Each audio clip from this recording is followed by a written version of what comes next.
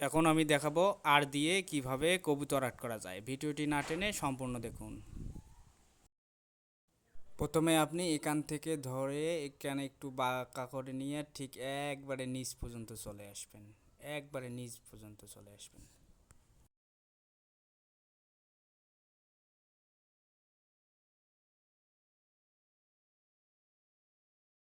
তারপর ঠোঁটটা এইভাবে আর্ট করে দেবেন।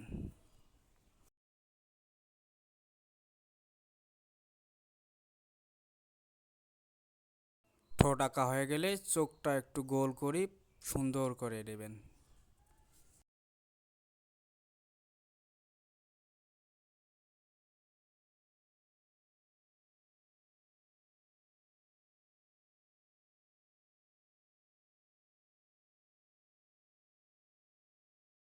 এখানে ধরে পাখির পালকগুলো আর্ট করে দেবেন। ঠিক একটু এইভাবে ধরে আস্তে আস্তে একটু বাঁকা করে একবারে মাঝ বরাবর চলে আসবেন। মাঝ বরাবর থেকে আবার নিচে চলে যাবেন।